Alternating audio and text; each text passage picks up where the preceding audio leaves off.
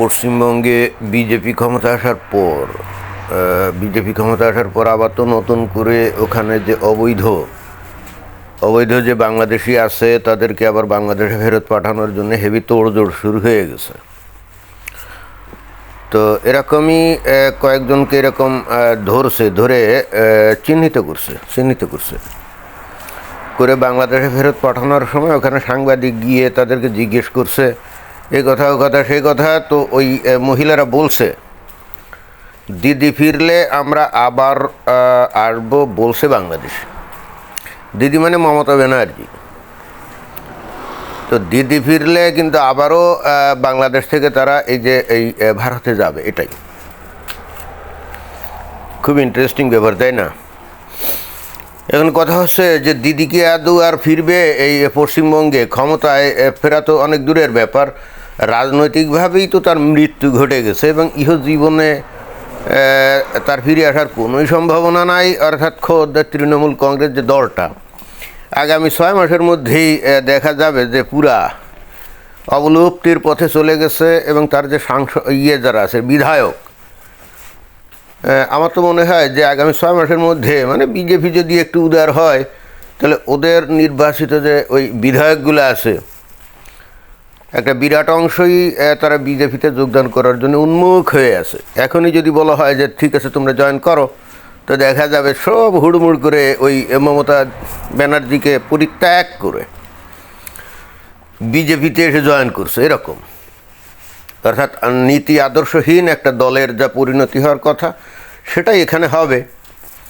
অর্থাৎ দিদি কিন্তু আর ক্ষমতায় ফিরে আসা তো দূরের কথা, তার রাজনৈতিকভাবে টিকে থাকা আর কোনো সম্ভব না। অতএব ওই আশায় যদি থাকে এই যারা নাকি বাংলাদেশ থেকে অবৈধভাবে ভারতে গেছে তারা আর বাংলাদেশের থেকে কখনোই ভারতে ফিরে যেতে পারবে না। এখন প্রশ্ন হচ্ছে এই যে ভারতে বিশেষ করে পশ্চিমবঙ্গে এই যে অবৈধ বাংলাদেশি হিসাবে যে চিহ্নিত যাদেরকে এই বাংলাদেশে ফেরত মানে ব্যাক করা হয়, আদৌ কি তারা বাংলাদেশি নাকি হুদাই একটা অজুহাত তুলে এই পশ্চিমবঙ্গের লোক বা ভারত সরকার এই কাজটা করছে? আমি নিজে সাক্ষী, বাংলাদেশে আমার যেখানে বাড়ি আমি নিজেই দেখছি যে সেখানে প্রচুর লোকজন তারা কেউ বৈধভাবে কেউ অবৈধভাবে। বৈধভাবে মানে কি, হয়তো ওই যে যখন ওই যে দিত না ওই মানে গত 2 বছর ধরে তো পর্যটন ভিসা বন্ধ, তো পর্যটন ভিসা বন্ধ যখন ছিল না তার আগে আর কি, তখন তো ওই 1 বছরের মাল্টিপল ভিসা দিত। আমি নিজেই দেখছি আমাদের অঞ্চলের আশেপাশের লোকজন তারা ওই করতো, তারা ওই যে ভিসা নিয়ে পশ্চিমবঙ্গে আসতো, এসে তারা কিন্তু আর বাংলাদেশে ফিরতো না, কাজকাম করতো। কীভাবে এটা আমি জানি, কারণ একবার আমি ওই গেছি, আইভ্যাক সেন্টারে গেছি ভিসার জন্য। তো ওখানে ওই বাইরে লাইনে দাঁড়ানো লোকজন আছে কিছু, তো তাদের দেখে আমার একটু সন্দেহ হলো যে এরা কী কারণে ভারতে বেড়াতে যাচ্ছে। মানে তাদের চেহারা ছবি দেখে মনে হয় না যে ভারতে, মানে এমনি তো চেহারা ছবি অর্থাৎ দেখতে তো মনে হচ্ছে যে মুসলমান, আবার অ্যাট দ্য সেম টাইম তাদের যে পোশাক আশাক যেগুলো দেখে মনে হচ্ছে না যে এরা বেড়ানোর সামর্থ্য রাখে, মানে বেড়াতে যাবে ভারতে, এরকম বিষয়টা এরকম না। আবার দেখছি যে মুসলমান, তখন আমি চিন্তা করলাম যে এদের হয়তো আত্মীয় স্বজন ভারতে থাকতে পারে। তা আমি এত কৌতূহলী হয়ে তাদের জিজ্ঞেস করছি যে আপনারা কি ভারতে যাবেন, কী জন্য যাবেন? কয় আমরা যাই প্রত্যেক বছর, গিয়ে কাজ টাজ করি, ওখানে ইটের ভাটা আছে, বিশেষ করে ইটের ভাটায় কাজ করতে যায় এরকম বলছে, আমার বললো আর কি। সহজ সরল মানুষ তো অত গোষ্ঠ বলে দিল। তাই আমি বললাম যে তো আপনারা তো মুসলমান, আপনাদের জন্যে আপনারা বাংলাদেশ ছেড়ে ভারতে কাজ করতে যাচ্ছেন কেন, মানে এটা কি? তো যাই হোক, আমি কিন্তু নিজেই আসলে এটার প্রমাণ, মানে আমি নিজেই এটা করছি। এবং এর আগে আমি এরকম শুনতাম যে বাংলাদেশের থেকে নাকি অনেক মুসলমানও ভারতে কাজ টাজ করার জন্য যায়, মানে বেড়ানোর উদ্দেশ্য নিয়ে না, যদিও বেড়াতেও যায় প্রচুর, বাট কাজকাম করার উদ্দেশ্যও যায়। এবং এদের মধ্যেই তো অনেকে অবশেষে ওই যে ভিসা নিয়ে গেলেও একবার যাওয়ার পরে তারপরে কি আর ফেরত আসতো নাকি, এরাই। তো এখন আসলে বিষয়টা সত্য, বাংলাদেশের থেকে আসলেই খালি হিন্দুরা না, অনেক মুসলমানও ভারতে যায়। এখন তো ভারত এটা টলারেট করবে কেন? ভারত এটা টলারেট করবে কেন? তারা তো অবশ্যই, তাদের দেশে তো আর লোকের ঘাটতি না, তাই না? আমি মাঝে মাঝে বলি যে নদীকে সাগর, মরুভূমি, বন জঙ্গল পাড়ি দিয়ে এই বাংলাদেশ সহ বিভিন্ন মুসলিম দেশ থেকে অনেক সময় যে ইউরোপ, আমেরিকা ইত্যাদি দেশগুলোতে লোকজন যাইতো, বিশেষ করে ইউরোপে তো প্রচুর পরিমাণে যাইতো, যে ওই ভূমধ্যসাগর পাড়ি টাড়ি দিয়ে। এবং অনেক বাংলাদেশি ওখানে তো মারাও গেছে, এটাও বিভিন্ন সময় খবরে আমরা দেখছি, তাই না? এখন ওদের দেশে হিউম্যান রাইটসের নামে বা নানা কায়দায় নানাভাবে তারা কিছুই বলতো না, তাদেরকে নিয়ে রাখতো, কারণ তাদের দেশে শ্রমশক্তির অভাব আছে, তাদের দেশের লোকজন বাল বাচ্চা জন্ম দিতে চায় না, জীবন মানে ফুর্তি ফার্তা করার ধান্দায় তারা বাল বাচ্চা জমা দেয় না। হ্যাঁ, পশ্চিমা দেশে এটা কিন্তু একটা বিশাল সমস্যা, এবং এটা দিন দিন প্রকট আকার ধারণ করছে। একটা বাচ্চা লালন পালন করা, তাকে নিয়ে ইয়ে করা, তাকে মানুষ করা, এটা অনেক টাফ ব্যাপার। এবং তখন যেটা হয়, পশ্চিমা দেশে তো স্বামী স্ত্রী উভয়কেই কাজ করতে হয়। এখানে যতই যে ডে কেয়ার সেন্টার, হ্যান ত্যান, হাবি জাবি, কত শিশুদের জন্য নানা রকম সুযোগ সুবিধা আছে, সরকার থেকে ভাতাও দেয়, কিন্তু তারপরও ইভেনচুয়ালি ওই ডে কেয়ার সেন্টার বলেন আর অমুক বলেন, যখন নিজের সন্তান হয় ওই ডে কেয়ার সেন্টারে দিয়ে যে শান্তিতে থাকা যায় বা ভালো লাগে, বিষয়টা হলো ওরকম না।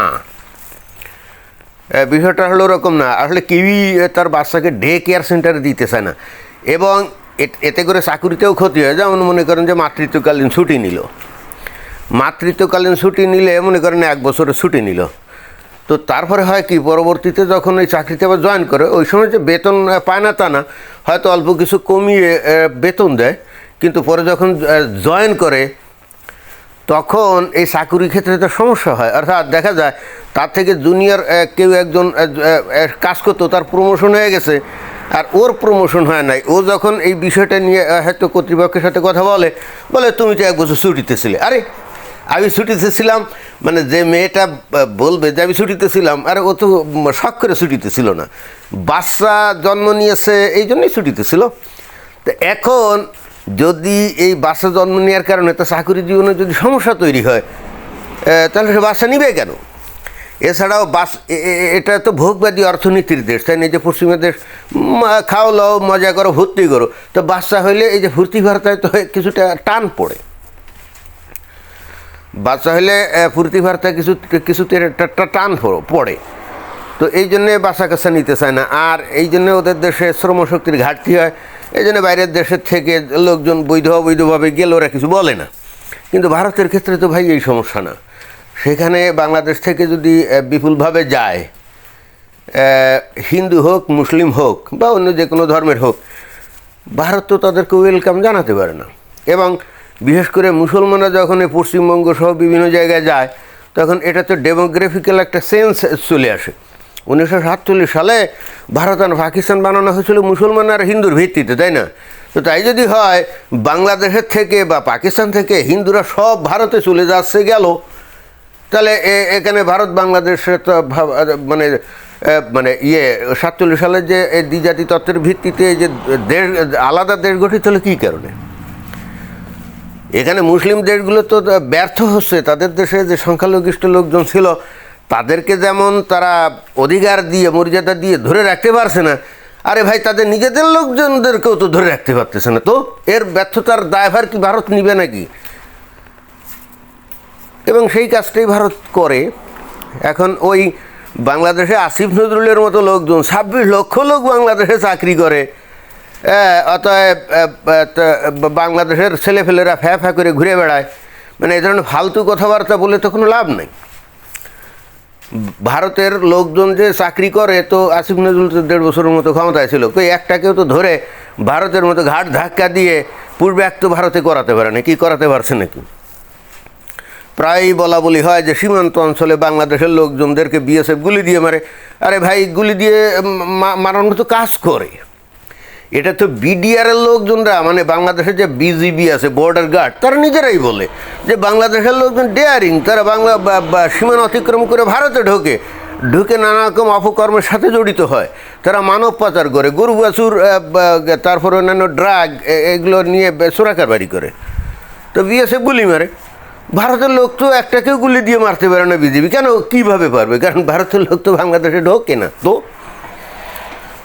যাই হোক, এই দিদি যে এই পশ্চিমবঙ্গের জন্য কী কর্মকাণ্ডগুলো করছিল এখন তো বোঝাই যাচ্ছে, তাই না? অবশেষে ভারতের ওই পশ্চিমবঙ্গের হিন্দুরা ঐক্যবদ্ধ যদি না হতো, এই পশ্চিমবঙ্গের কপালে কী খারাপই ছিল কে জানে। আমার তো এখন মাঝে মাঝে মনে হয় যে এই মমতা ব্যানার্জি ভিতরে ভিতরে ওই আইএস, পাকিস্তান বা ডিপ স্টেট ইত্যাদির সাথে যোগসাজশ করে এখানে একটা বিচ্ছিন্নতাবাদী আন্দোলনের সূত্রপাত করে এ পশ্চিমবঙ্গকে একটা আলাদা রাষ্ট্র হিসেবে তৈরি করার জন্য আসলে চেষ্টা করতেছিল। তো এই জন্যে যে পরিমাণ মানে মুসলমান লোক দরকার, মানে হিন্দুদের বাইরে যে পরিমাণ লোক দরকার, এখন তো 30% যেটা আমি শুনি, মনে হয় যে অ্যাট এনি কস্ট 50% করায় নিতে চাচ্ছিল। আর তখনই হয়তো খেলা শুরু হতো। আর পশ্চিমবঙ্গের হিন্দুরা ওখান থেকে, ওরা তো এমনি ভীরু কাপুরুষ জাতি, ওরা ওখান থেকে ভেগে ওই ভারতের অন্যান্য রাজ্যে চলে যেত। তাহলে দেখা যেত 2-1 বছরের মধ্যে ওই পশ্চিমবঙ্গে মুসলমানদের সংখ্যা 70-80% হয়ে যেত, ব্যাস। তাহলে কি ওই পশ্চিমবঙ্গ কি আর ভারতের সাথে থাকতো? আমার তো মনে হয় যে মেটিকুলাস ডিজাইন করে মমতা ব্যানার্জি ওই ধরনের কর্মকাণ্ডই করতেছিল। তা যদি না হয়, তার গুন্ডা ফান্ডার মধ্যে চিন্তা করে দেখেন, অধিকাংশ সব মুসলমান, তাই না? আপনারা হিন্দু গুন্ডা ফান্ডা এদের নাম শোনেন নাকি না?